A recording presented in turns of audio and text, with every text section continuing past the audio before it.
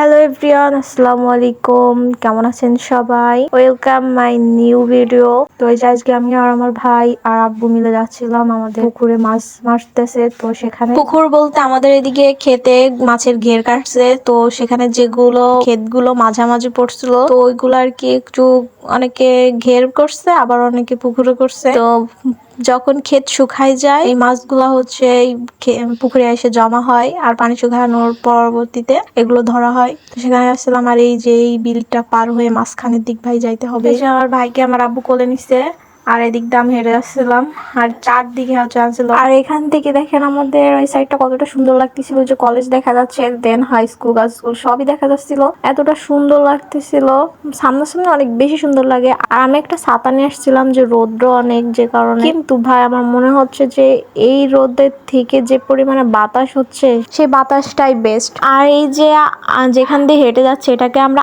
আল বলি, আর আলের পাশ দিয়ে এই যে পানিটা গেছে এখান দিয়ে আমাদের এই দিক দিয়ে কিন্তু এটা পানি সেচ দেয়। ওই যে সামনে মোটর চলতেছে, আর এখান থেকে পানি যায় একটা যে কোনো ক্ষেত। আর আমার শ্বশুর বাড়ি এলাকায় কিন্তু এমন না, আল আছে বাট এরকম ভাবে পানি যায় না একটা ক্ষেত থেকে আরেকটা খেতে, মানে যায় পানি এরকম ভাবে, কিন্তু পাশ দিয়ে এরকম নালা কেটে দেয় না যে পানি যাবে। তো দেখতে দেখতে বিল পার করে চলে আসছি আমরা। আর এই যে সামনে এখানে হচ্ছে আমাদের ঘের পুকুর সবই আছে। তো আজকে পুকুরে পানি সেচে দেন হচ্ছে যে মাছ ধরবে, যে কারণে আমরাও চলে আসছি। অলরেডি অর্ধেক হয়তো মাছ ধরা হয়ে গেছে। আর এই যে মাছের ঘের গুলো শুকনার সময় মাঝখানে যে উঁচু জায়গা থাকে সেখান দিয়ে ধান লাগায়, আর চারপাশ দিয়ে হচ্ছে মাটি কেটে গর্ত করে যেখান দিয়ে পানি থাকে। তো এখানে হচ্ছে মাছ চাষ করে। আর বর্ষার সময় কিন্তু পুরোটা জুড়েই পানি হয়ে যায়, অনেক আছে যে মাছ ছুটে যায়। আর প্রতিটা ঘেরে একটা করে ছোট ঘর উঠায়, সেখানে যারা মাছ পাহারা দেয় তারা থাকে। আর আমাদের বিলটা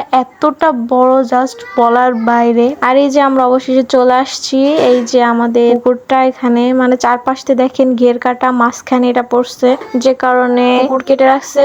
বৃষ্টি মানে বর্ষার সময় পানি থাকবে, আর এই পানি শুকিয়ে গেলে এখান থেকে মাছ ধরবে। আর দেখেন মাশাআল্লাহ এত পরিমাণে মাছ ছিল, মাছ জাস্ট দেখে আমার মনে হচ্ছিল যে আমি নেমে পড়ি, বাট আমি পারি না মাছ ধরতে। আর মাছের পুকুরটা পাহারা দেওয়ার জন্য কিছু লোক থাকে, মানে যাদেরকে দেওয়া হয় তারা সারা বছরই দেখে। আর আপনাদেরকে একটা জিনিস দেখাই, দেখেন আমাদের বিলটা কতটা বড়। ওই যে দূরে কুয়াশার মতো দেখা যাচ্ছে না, ওই পর্যন্ত যে একটা রাস্তা, তারপর থেকে আবার কিন্তু বিল শুরু। এতটা বড়, আপনাদের এই ঘের গুলা না হলে অবশ্যই আপনারা বুঝতে পারতেন। আর এদিক দিয়ে দেখেন পাইপ থেকে মাছ চলে আসছিল বলে এনারা সবাই ধরতেছিল মাছগুলা। আগে কিছু মাছ ধরছিল সেগুলো আর কি। আমাদের এখানে দুইটা পুকুর, একটা আর কি ধরা শেষ অলরেডি, আরেকটা আছে।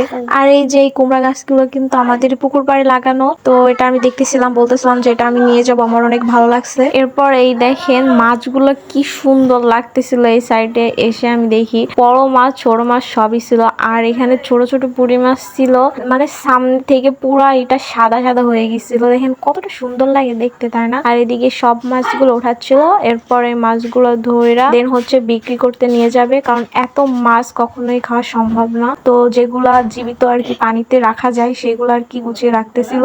আমার শ্বশুর বাড়ি এলাকায় কিন্তু এরকম ছোট ছোট পুকুর বা পানি তেমন একটা নাই, হালকা পাবে একটু পাহাড়ি আছে। তো সেখানে এই মাছগুলা যদি ভাই তারা দেখতো পুরো পাগল হয়ে যায়। তো আমার মতে এখানে হচ্ছে যে মাছগুলো আর কি জীবিত আছে সেগুলো আর কি রেখে দিছে। তো জীবিত মাছের কিন্তু বিক্রি হয় অনেক বেশি দামে। আর এদিকে আমাদের পুকুর পাড়তে অনেক লাল শাক লাগাইছিল, ডাঁটা শাক লাগাইছিল। তো দেন আমি আব্বুকে বললাম যে আব্বু এখান থেকে শাকগুলো আমি তুলে নিবো।